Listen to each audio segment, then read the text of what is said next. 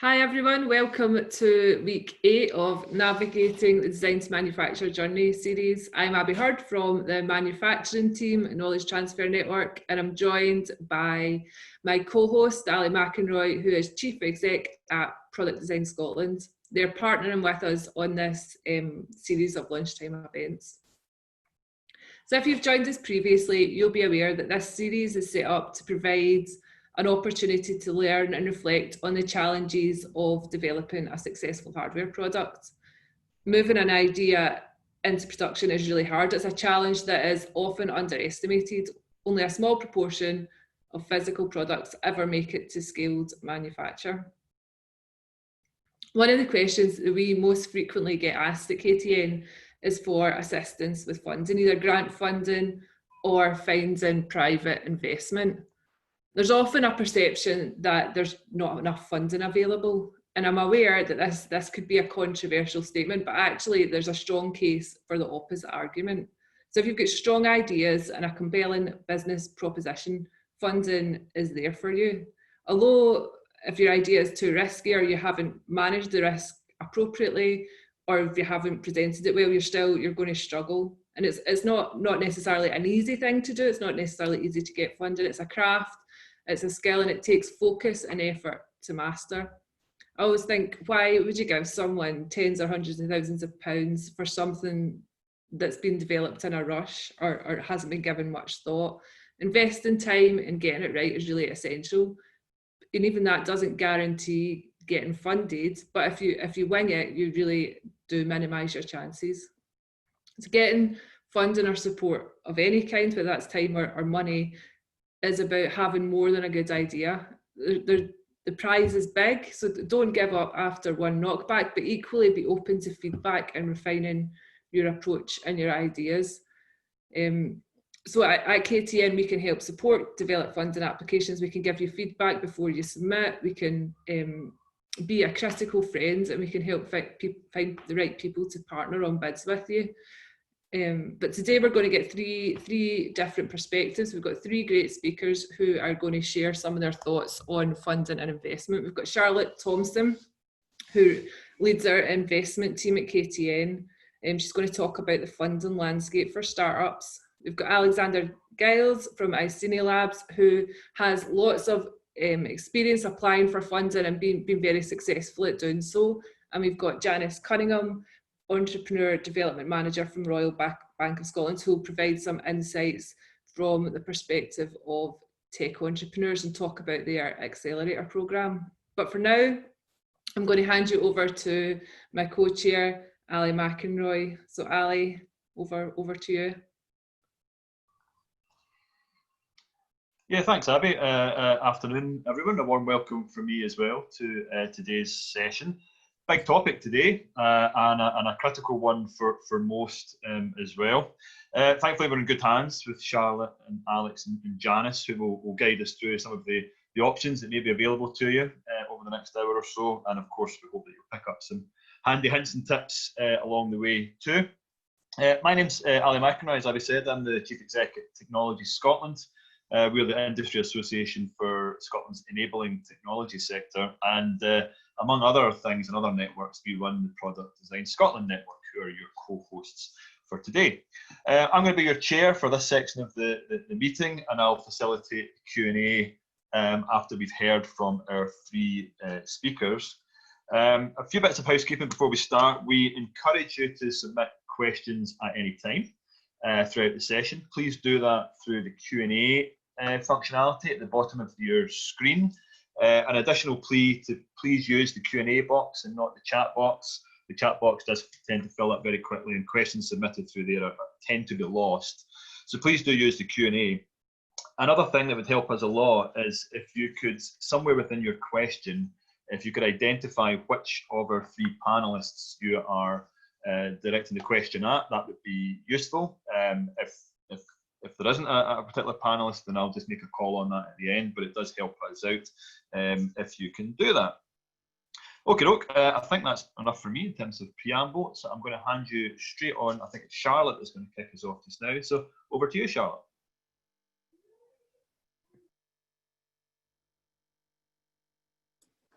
Great, thank you very much.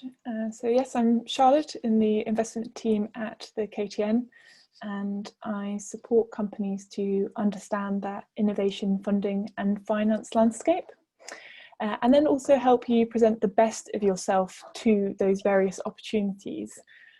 So bringing on the first question that we've had through the Q&A from Dom, yes, we do support companies understand those different fundings and can provide those pitch deck reviews.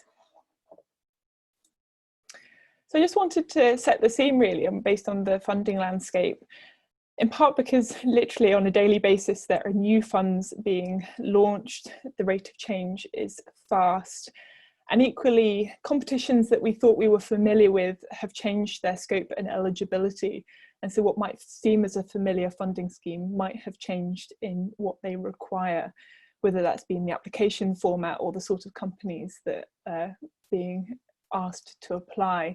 So it's well worth checking regularly and signing up to organisations and newsletters just to be able to get that latest information. I also want to touch on some general themes in the investment community, although I'm conscious that raising investment is very much an art and not a science. And I've generally felt that from the investment community there's been this real positivity on the outside in that they're all continuing to invest and we've still seen deals take place. Yet actually perhaps some of the data is not proving to be as positive, so it'll be really interesting to see those trends in the long run. And also I've got some suggestions of some resources that I hope you will find useful in helping you determine the right form of funding and finance, where to access some of the latest information, and perhaps some guides to support you on your journey as well. So whenever I'm working with a company, I know this sounds really crude, but I work with them in developing a funding roadmap and get them to answer some key questions. So actually, how much funding do you need? What are you going to spend that money on? And how is that going to transform your company? So how do you get from A to B to hit your next major milestone? And with that, aligning it with your business objectives. Because with that information, you may need a blend of different forms of finance in order to achieve your next business milestone. And as an innovation company, you may have been accessing already some grants and investment and perhaps a little bit of debt finance. It's not that great for innovation finance. But more now as a result of COVID, perhaps there's a stronger emphasis on accessing public funding than there was private finance. And finally, the last question I ask companies is actually what happens when you don't access funding? What can you do to bring in alternative revenue streams into the company, reduce your burn rate on a monthly basis in order to increase your cash flow over a longer term, and start to get sales into the company, which might not be directly associated with the original business vision, especially at this time. So I would challenge you to think about a blend of different forms of funding at this stage to help you in your growth journey. So I said that there were some general investment themes in the community at the moment, and I really want to emphasize that it's worth finding out about investors' individual preferences in order for you to tailor your approach to different investors, and your fellow entrepreneurs who've previously received investment from those investors previously are a great source of knowledge for that. But to be crude, some general themes are that actually there's been a lot of change in preferences of investors to different sectors, and we're seeing the likes of fintech, health and online educational tools as being new upcoming themes for the investment community. There has been a few regional effects, especially from investment in digital clusters around London and like some Northern Ireland. So being aware of regional disparities, although there are lots of organisations trying to help to address that. And you might have seen the announcement of some new funds that actually are biased towards those who've raised investment previously. For example, the British Business Bank Future Fund. So it's a step to supporting companies, but for those that you are at startup stage, it's not necessarily applicable. And also we're finding that actually investment is affecting companies based on their stage of development. So especially if you're manufacturing and you're reliant on being in lockdown, not being able to function, that actually if you've got a customer presence or reliant on customer footfall, then you're going to be more affected. There has been a reduction in the number of deals this quarter, but you always naturally would. From April onwards. Generally there tends to be more deals at the end of the tax year anyway, but we have seen a slight drop off in the number of deals. And in part that's because as we have moved online, investment relies so much on personal relationships. So how can we help build those personal relationships online? So in part that's resulted in a slower slowing of deals closing. Equally, we've seen that the negotiation strength has fallen into the hands of the investor over the startup, whereas I said startups were quite good in negotiation position previously. And as a result, we're seeing term sheets change and also the valuations of companies generally lower. So if you can delay investment raising now, kind of reduce that risk to investors by being able to demonstrate that you've done that clear market segmentation and just what Abby was talking about at the beginning about having that clear business plan and de-risking your proposition as much as possible, especially by building really strong partnerships to get to market. It's going to help with being able to support you in those negotiations. And of course, investors invest in teams. So, you know, it's a really important time to be going out there and building on your old and new relationships. So just want to put out a few things to consider. It's really good to make sure that you've got enough runway and cash flow, ideally for the next 12 to 18 months. So when you're looking at that funding roadmap, that should be your minimum. Actually, do you really need investment now? Can you look at public funding sources as part of that cocktail of funding sources to take you to the next stage? And have you evaluated that market need? And in the current climate, that market need might have changed and your solution might be more appropriate to another new emerging challenge that is evolving. So can you actually change your business model to meet that new need? And keeping informed of your network, informed of your developments. Maintain those warm relationships with those that you knew previously and build new ones. So there are lots of resources and news out there. These are the ones that I have found most useful. Well, a shout out to our own KTN funding events and news through the COVID-19 interest group.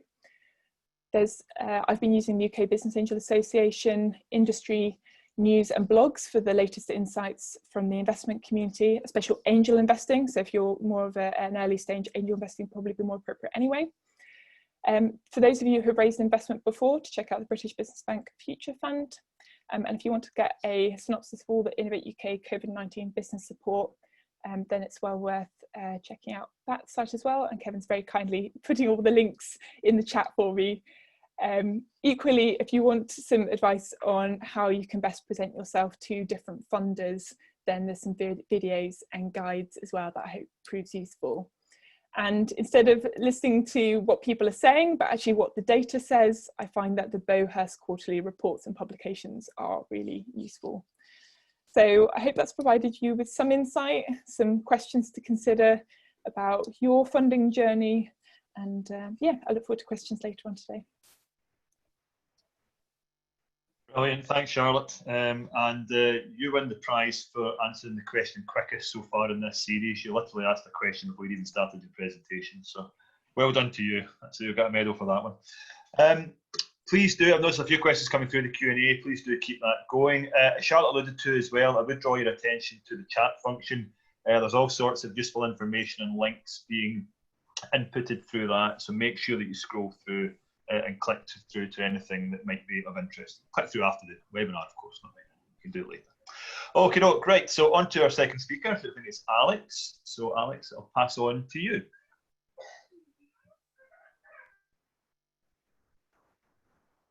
Hi, good afternoon, everybody.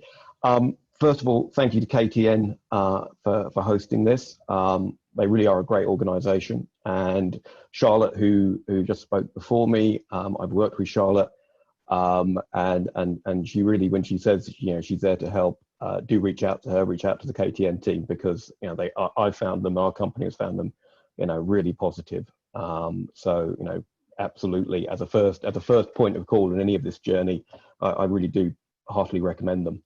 So I'm Alex. I'm the Chief Commercial Officer at Iceni Labs, and essentially what our mission, since we were founded in 2013, myself and Dr. Dylan Banks, who was over at Imperial College London at the time, is that we look for technologies that are at low TRL scale, so technical readiness levels, sort of 2 or 3, which essentially means they're an idea, they're kind of in the laboratory somewhere, and we aim to use innovation funding, innovation grants, to push those up into the middle tiers, up into the sort of the 4, 5, 6 to get to a prototype, and then at that point, either look for further funding, look for someone that wants to license the technology or to spin it out.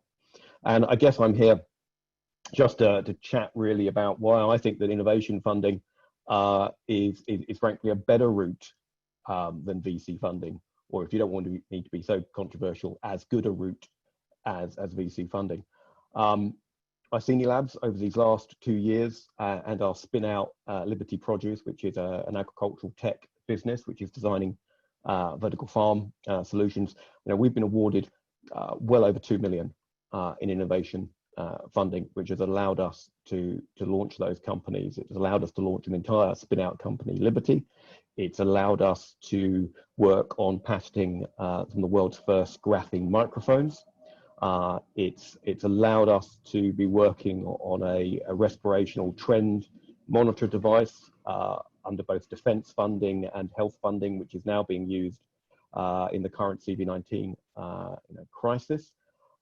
And it's allowed us to start funding a whole new way of doing thermal imagery. And in that entire period of time, we've had nothing in VC funding. So I suppose I should again caveat what I say is that I'm a poster child, not a very attractive poster child, but a poster child for innovation funding. And we haven't taken VC funding, and I'm happy to chat in the Q&As about why we haven't done that. So the good of innovation funding, number one is that you get to keep your company. There is no dilution, whether it's Innovate UK funding, Defence Accelerator funding, Health Enterprise, a whole raft of these things. They are not looking to take a share of your business. If you're looking at a seed round to raise $250,000, then a VC firm will be looking to get 20-30% plus of your business at that point. And you have to start thinking early on that if you're going to start giving away those chunks of your business right away, what are you going to be left with by the time you get to a Series B, a Series C? I was talking to someone just yesterday in the medtech area, and he was talking about companies that had got valuations of 50 million and then had been sold out, and the founders had shared 2 million between them. Now, maybe that's a lot of money, but considering how much wealth they had generated for a lot of other people and the amount of work those people have put into that business, that's actually not a great return. So if you can fund yourself through innovation funding, I truly believe it's the best way to go. I think secondly, it really forces you to concentrate on the tech. If you're going to get an innovation grant, you are being judged primarily 90% on, is this a sensible technical idea? Is this real? Can you get it somewhere in a 2-year period with a set of milestones? So you're not concentrating so much on making claims about how big your market is going to be, these hockey sticks of generating wealth. You are really concentrating down on the technology. And that's not to say that a good innovation proposal shouldn't have a very clear commercial plan to it, because people scoring these will actually want to know that there is a hope of a company being created out of this. But I think that they really do concentrate your mind on the technology. And I think along with that, it applies that discipline of milestones. If you get VC funding, often you're given a chunk of cash at the front. You'll obviously clearly have written a business plan. The way that innovation grants in general almost all work is you will get a modest amount up front, and then you will have to prove through the life of that year, 2 years, that you are hitting real milestones, and you will be judged on that, and you'll have a team from the people that have funded you, so a monitoring officer who will make sure you've done that, and there'll be money that's kept back right to the very end that won't be awarded until you've actually signed everything off and got to the end point. And I do think that discipline, particularly if you're quite an early stage entrepreneur, if perhaps this is your first journey, that discipline is hugely valuable. So I think those are kind of mine, sort of the good bits. The bad bits, it's not sexy. You won't get a Wired or Fast Company front cover because you've just had a valuation of 10 million, 50 million. You just got your first seed or your A or whatever. It just doesn't. It just doesn't attract the same attention. Whether that's right or not is I don't know. But if you're talking to tech journalists, they tend not to be very, very excited about companies that have had some innovation funding. It's clearly restrictive on what you can spend it on. That goes with the discipline of the milestones. If you're going to get awarded an innovation grant, that's there to finance technology. It's not there to help with your marketing in general. I mean, there are some grants, I'm sure we can talk about, there are some ways of doing that, but in general, it's not there to run your business development. I've been in the kind of startup world since I was 24. Which is a very long time ago. So I'm kind of used to guerrilla marketing. It's kind of all I've ever known. But if you're not comfortable with that, you are going to have to learn those ways of getting your sort of commercial side of things done on a real budget. And I think finally, certainly generally with the scale of funding that's available in the UK, it won't get you all the way to where you need to go. And so at some point, you will have to be looking to the VC world potentially to get all the way to TRL 9 to get full commercialization. So that's where I am. I'm very happy to take questions at any point. There's my email address. You can find me on LinkedIn for questions, comments, and autographs. Thank you very much again, and I'm very happy to take any questions at the end of this. That's great. Thanks, Alex. Okay, in the interest of time, we'll move on now to our third speaker. So we're moving on to Janice from RBS. Janice, if I can hand over to you.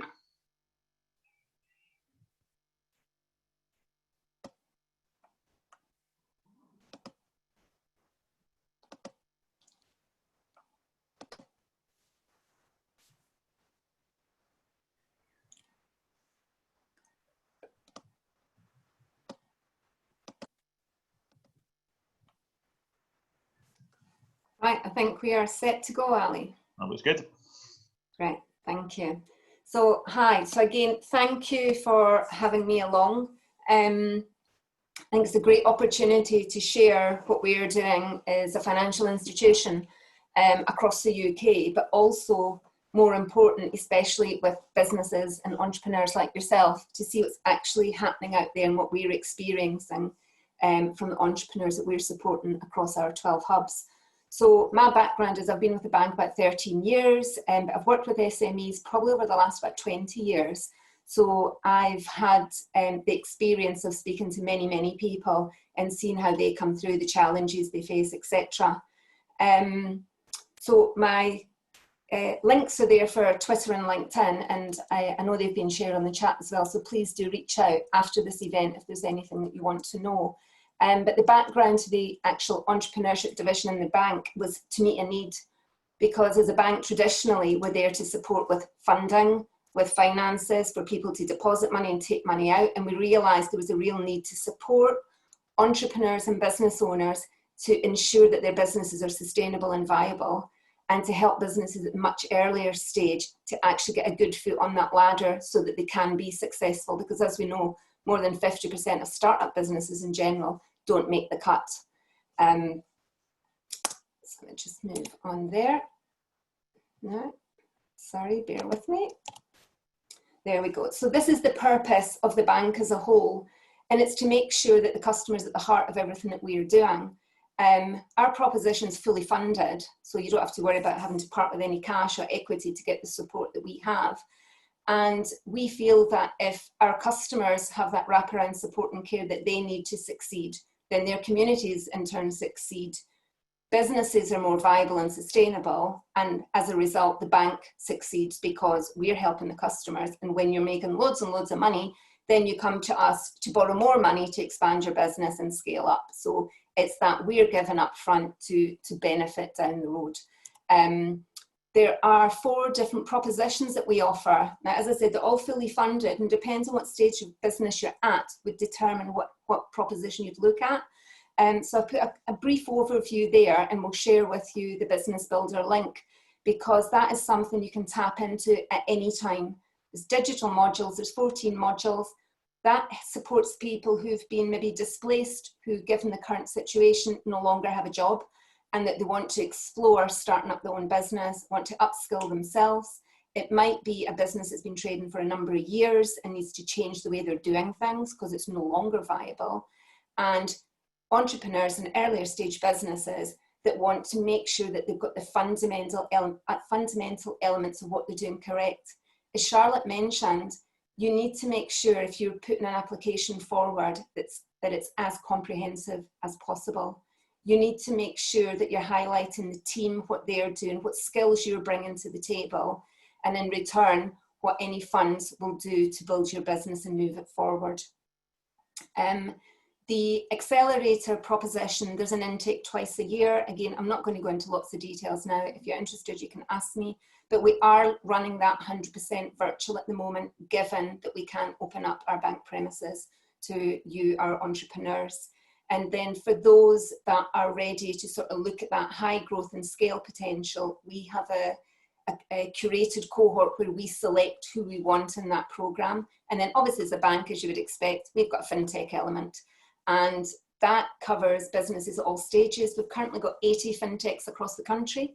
That benefits us as well as them, because as a financial organisation, we're always looking at ways to innovate and move forward to stay ahead of our competition. So very often we can tap into the expertise that are in our actual accelerator programme, and we can do partner arrangements with entrepreneurs, etc. Obviously, there's a number of hoops that you have to jump through to benefit from that. But that's there for those businesses. In addition to that, we have a scouting team within the bank that go externally and look for great ideas that the bank could potentially be adopting. But we also look at that through the entrepreneurs that are in any of our accelerator programs. So it might be that someone has a product or service, a tech solution, a piece of kit that we can adapt in our branches. We've got one of our entrepreneurs, Neatbox. So his device is now in a number of our branches, and that helps customers access the building for the partially or blind. And he's looking to develop that into other areas. So that's the way that we've actually collaborated with one of the entrepreneurs that's in our programme to help make a difference for our customers. And that in turn is obviously driving his business, and that will help him secure future funding that he needs as he does different iterations to move forward and go into other sectors and solutions. So as I mentioned, we've got 12 physical locations throughout the UK that are currently closed. We're all working from home. As an organisation, we've had to take tech and adapt and put it at the forefront, because out of our 60-odd thousand staff, we are sitting with circa 48,000 now working from home and still being able to run an organisation. And that is down to the technology, the hardware, the software, and everything in between that makes it possible for us to do that. So that's a huge thing that we, as a traditional type business, have had to adapt to. Within the community now, so because we're doing it virtual, there are about 1,100 entrepreneurs across our network, and they now join network events, workshops, collaboration sessions with their peers across the country.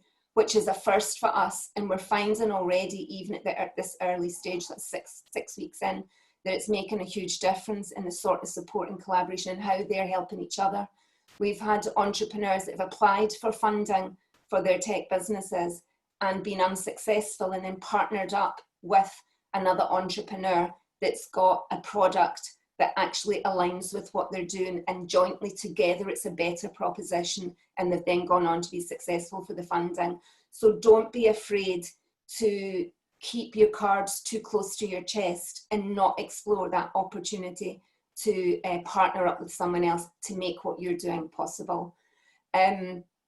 We also have a network of corporate partners, so the likes of Deltec, Hiscox Insurance and so on, that actually support our entrepreneurs and provide that additional level of expertise.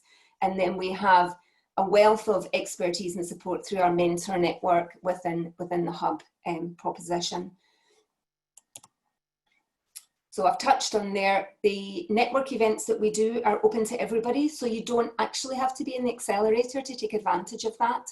So if you follow me on social media, I always post out what's coming up over the coming weeks and months, and you book through Eventbrite. So please watch out for those. The next one that's coming up is on marketing. We did funding and investment, incidentally, a few weeks ago now. And then we have events like An Audience With. So we've secured Tom Hunter.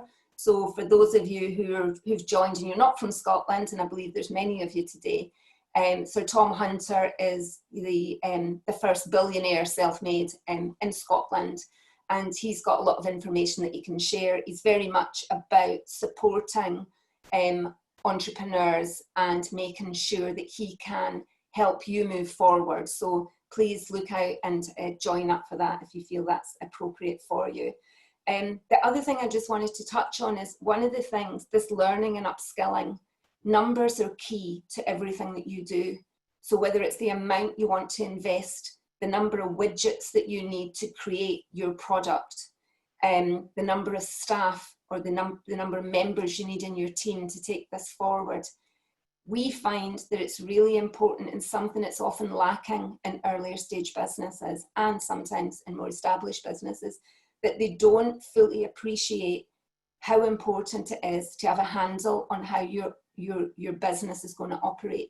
So whilst you'll have people that've got individual roles, I was speaking to one of our entrepreneurs this morning who's creating a widget for wind turbines that sit on the seabed, and that uses a lot of technology in it. But what he's saying is he's an engineer, and until he came on our accelerator program, he didn't look at numbers. He didn't know what was happening. The finance director was taking care of that. But now that he's been with us, this is coming up to 12 months, he now can have a comprehensive conversation with universities that they're partnering with other manufacturing engineering companies that are going to help them build their product, because he understands not only how the widget works, but actually what the numbers are to make it work. Because it's one of those things, you can develop something, it's a great solution, but if it doesn't have economies of scale, if it's not going to go out there, if you can't ramp it up, then is it worth all the investment and time to get it off the ground in the first place? So these are the events that are coming up next. One thing that I did just want to mention as well on the back of what Charlotte said was, you know, we as a bank see people applying for funding all the time. We also support and very much get involved with Innovate UK and the other organisations that are out there to give you funds. But make sure that you're also tapping into any R&D tax credits that are due to you. Because we've seen from our cohort of entrepreneurs, and that it's you know, for the last 4 years I've been doing this job, I have seen that people forget to claim what they're due. And that's important. So again, it's back to that numbers piece. So keep an eye on everything that's going on. So that's all from me for now, Ali, and I'll pass back. That's brilliant. Thank you, Janice. And thank you to all three of our speakers today. I appreciate that that's a lot of information for everyone at home to take in, but you will be able to watch this webinar back. The access to it will be given to everyone who attended, so you will get a chance to watch a highlights reel perhaps, or revisit some of the presentations we've had today. Many thanks for bringing keeping your questions coming in. We have had a fair number, and congratulations to our panelists who have been very good at answering the questions as they do come in. We'll probably return to a few of those now as we go through. So I'll direct each question primarily just to one of our panelists. It generally makes things a bit quicker, and we can get through a few more. So Charlotte, you started, so I'll kick off with you. This question was asked in a couple of different ways, so I think it's definitely worth touching on. Is there a available database of funders who would support specifically hardware products? And I think there is a reference here to the 97% failure rate that we've heard a couple of times in this series for hardware products, and therefore, of course, that makes them less attractive potentially to funders. So are there some specialists out there perhaps, or is there a way of refining that search a little bit? For me, it's okay. So there is a difference between, you know, a business case for a hardware or perhaps a digital business, but it's what you're really trying to achieve. Like, what's the business vision? What's the market need? And then on that basis, then understanding how those objectives align with the funder you're applying with, and if they're the right sort of funder to be applying with, if they're not aligned with your business objectives.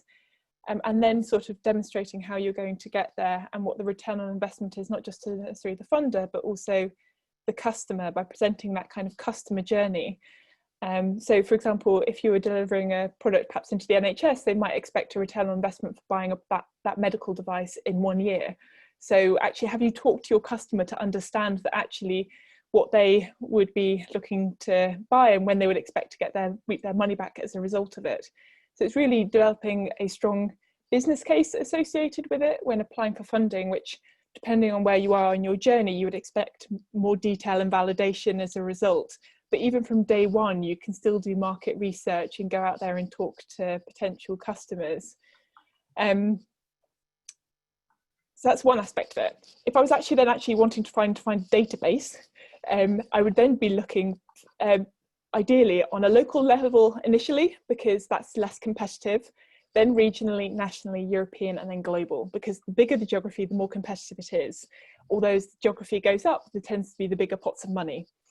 I'd then be also looking at not necessarily just hardware related funds, and those that allow for capital equipment, for example, but also what sector and technology area it's associated with, because that could also mean that you might be developing something for the oil and gas industry, but it's also very applicable for offshore wind.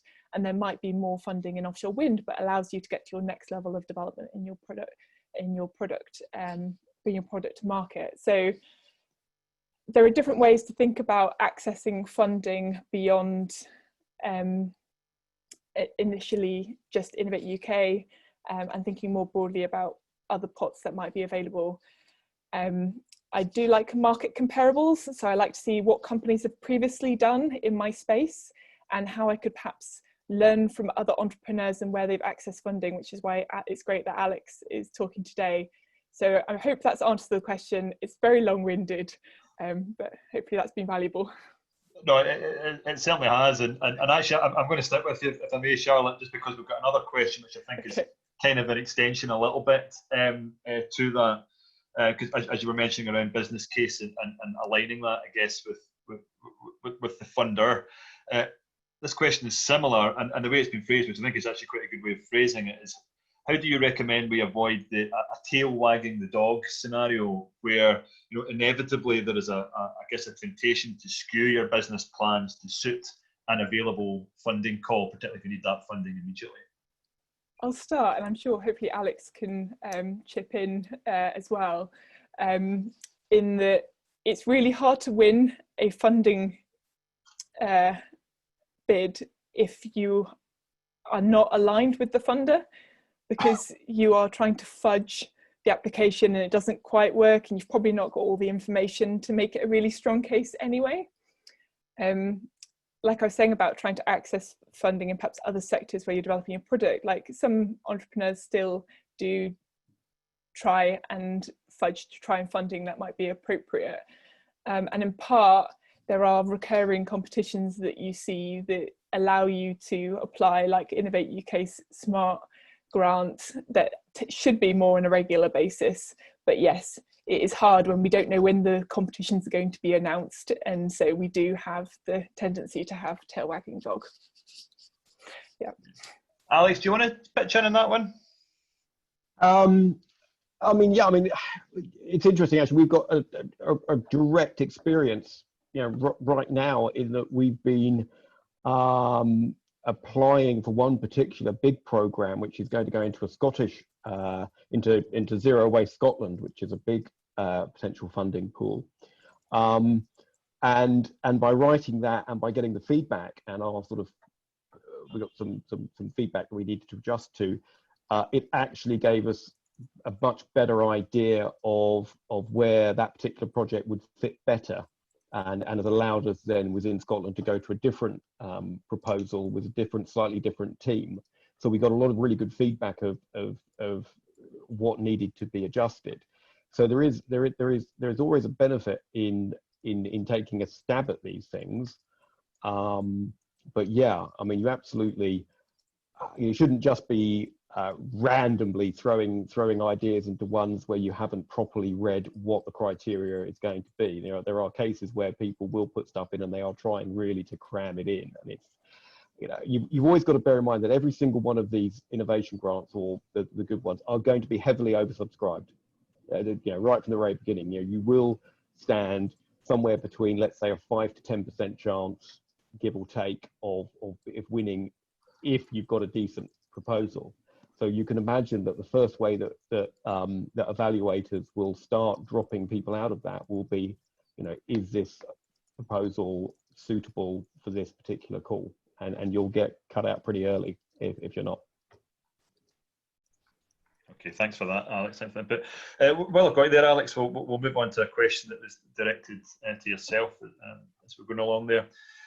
I suspect there's not an exact answer to this, but perhaps some background on your thought processes might be useful. How much time or resource do you tend to commit to your innovation grant applications? Yeah, I saw that, and I wrote a quick answer to that. I mean, the honest answer is, how long is a piece of string? I'd say our average is about 20 working days. We're up to about, when we write these things, there's probably 4 of us that will take part, and by the time that you have edited each, the way that we do it is that we will divide up the project into the questions. Each of us will answer those questions, and then in a kind of round robin way, we'll give each other our answers and get an evaluation and an internal edit of the process as we go round. So now we're big enough that we can have, there's about 4 of us that can take part in that process, and I would say that that about at least 20 working days is needed. If you're talking about some of the bigger Eureka proposals, which are the European ones that also stretch out and need an international partner, process can be a bit longer. And also bear in mind that if you're, depending on how big a consortium that you want to build, because a lot of these innovation grants, it's not just about you as an individual company applying, it's about getting a researcher university involved, it's about getting 2 or 3 SMEs involved. You may want to take 2 or 3 months worth of work, and it's certainly worthwhile doing it properly and answering the exam question down to each individual sub-question that's sitting in there and making sure that you've answered every bit. So it should take as long as to a point at which you feel you have really done the absolute best you can do. I'm sorry if that's a bit vague.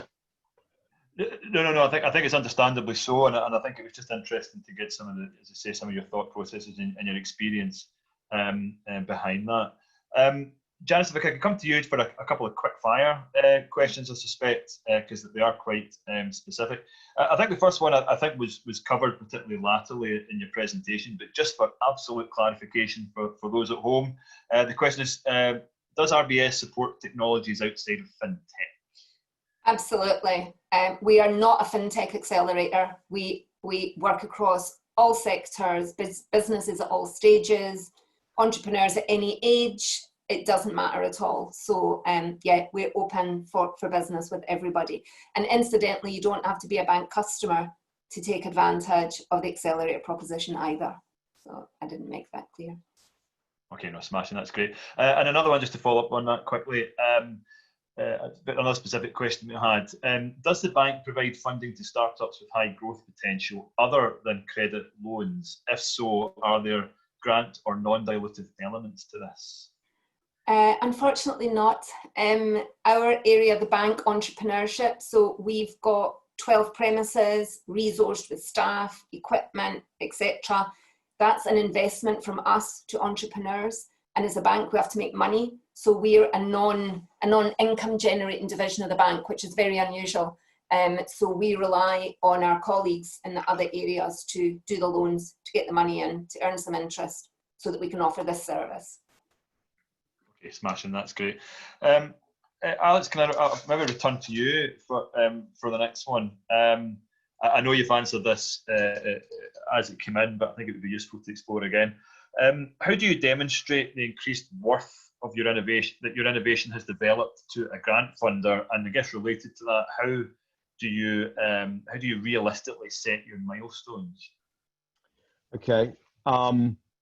Depending on what type of grant you're going through, I mean, the milestones will be, I think, pretty clear depending on the period of time that you're asking to be funded for. You know, programs could last a year, they could last out into, say, 3 years is kind of the top end in general of UK-based proposals. And that, you know, you should write your milestones in such a way that in that 3-year period, you will hit something that at the end of it delivers the exam question.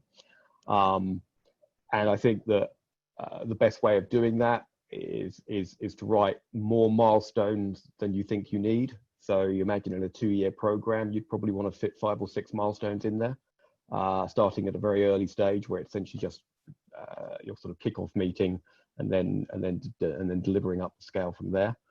How do you show value? I think, as I said in the answer, I mean, most good innovation grants are all about getting you up to a prototype.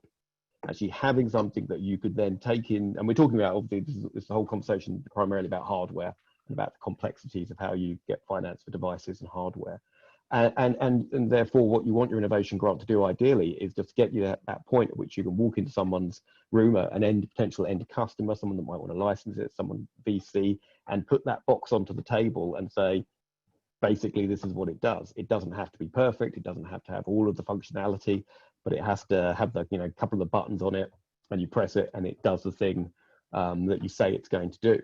So if you just have in your mind in general, if you're a hardware person and you're looking to do an innovation grant and to get the best success out of it, it's to say what milestones get me to a technical readiness level, which is broadly somewhere between 5, 6, maybe as high as 7, which is where we talk about having a physical prototype. And that's going to unleash a huge amount of value for you. That's great. Thanks, Alex. Okay, I'm conscious of time, but we'll get through maybe at least another one, possibly 2 questions. So, Charlotte, if I can return back to you for the next question. And the question is, I guess we heard a little bit of the Future Fund and support for companies that have already raised funds previously. But the question around is government helping new startups with innovation funds, and particularly through innovation investment type funding, as opposed, I guess, to kind of Innovate grants? So Innovate UK has their not just grants. We saw the pilot of the innovation loans, and there's been a series of also continuity innovation loans to existing Innovate UK projects, and hopefully we'll see the continuation of that programme as well beyond the pilot. And then on the investment side, Innovate UK has its investor partnerships as, again, an existing funding mechanism. So we should hopefully see some sector-specific investment partnerships call, where Innovate UK will co-fund alongside investors to try and de-risk the proposition of investing in earlier stage companies, where usually investors like to see revenue in a business before and strong traction before investing. Actually, can we entice them to invest at a slightly earlier stage and be more comfortable by de-risking the innovation aspect of the business plan? So yes, we should see some form of investment funding model through like Innovate UK. Although I'm conscious that a lot of the investment funds aren't really ideal outside of Innovate UK for supporting innovative companies. But hopefully we'll see new funding mechanisms coming forward when these gaps become more pronounced. And just while I've got you there, since there's another question with your name on it, or potentially, and I saw that you've answered this already as part of the text response, but we've asked about this a few times actually in the series. What investment is available for social businesses that you're aware of? So one, investors are looking to get a return on their investment. That is number one. They want to get more money than they've put in. So they want to see a high growth company where they're going to, instead of investing in perhaps property or on the stock exchange, investing in your company is going to, one, be more exciting and get them that higher return. But what we're seeing is also that investors are looking to invest in companies that have more of a social impact or sustainability aspect. So there is a growing number of different investors in that space where they're looking at things beyond the values behind the company. So yeah, I can name a long list and go on, but they do exist. So I mentioned previously, like in the answers, like looking at Bauhaus and Crunchbase of other social impact businesses and where they've received funding, look at industry showcases and speakers in those spaces. But yeah, or trawl my LinkedIn network to get suggestions. But yeah, there's definitely a growing trend. So they do exist, and if that particular company, if you want to just drop me an email, I'm quite happily make some more specific suggestions. Janice, are you seeing that trend at all through the hub? Are you getting businesses of that ilk? Yeah, we do. And you know, initially people thought that because we were working with businesses, entrepreneurs to build and scale a business, that they had to be income generating, profitable, and, you know, have that scale potential. But we've had a number of sort of social businesses come through the hub, and it's just helping people understand the opportunities that are there for them, who to approach at what time. Timing can be everything in doing things that, you know, when you're moving the business forward. So yeah, no, we see it, the people, there is funding there. Sometimes it's hard to find, but it's making sure you're connected with the right people to help make that happen, and actually tapping into other business opportunities. So again, it might be that doing something alongside to get a bit of support from someone to make your business more viable as a sort of third sector business. Yeah, okay, smashing. Thanks for that. We had a brilliant session just a few weeks ago on circular economy, and some of the great stuff that was coming out and being done there in this space was pretty inspiring all round. So I'm going to draw the Q&A to a close there, conscious of time, and I want to give Abby a few minutes to round up and to promote a very exciting event we've got coming up on Friday as well. But thank you all for submitting your questions and engaging through the chat from your homes or wherever you may be. Thank you also to our three panelists for your excellent presentations and for engaging so enthusiastically with the Q&A as well. It's been great. Thank you all, and I'm going to pass you back to Abby to close off today's session. Thanks for that, Ali. Yeah, thanks to all our speakers. I think a really great Q&A session. I think that's one of the most interactive Q&A sessions we've had. Lots of questions coming in, and yeah, most of them answered. But if you've got outstanding questions, the webinar on Friday with HAX, who are one of the leading global acceleration programs focused on hardware, might be another opportunity to ask that question. Yeah, so that's this Friday. You can still register for that.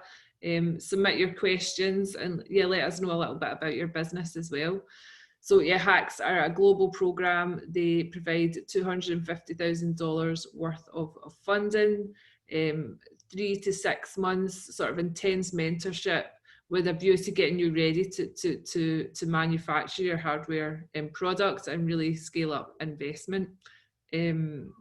Yeah, so we've got another 4 events planned for this series. The next event is on risk, regulation and standard. Next week, we've got one on building supply chains, networking and collaborating. And then the final event in the series, as it is planned just now, is design thinking and systems principles. So really looking forward to those. You might be particularly pleased to learn that we've got some guest hosts as well. You might be getting a little bit sick of me hosting every week. So yeah, we've got some really great KTN hosts standing in over the next 4 weeks. We've got Matt Wosley from the Photonics team next week. So yeah, looking forward to those events. Hope you can join us for them too. If you've got any other questions that haven't been answered, or are developing hardware products and need a little bit of support, feel free to get in touch with myself. I think I've shared the details in the chat. If you've got product design related questions, then Ali's the man to speak to about that. He can connect you with product design consultancies, particularly in Scotland. Thanks very much for joining us today. I think we'll end things there.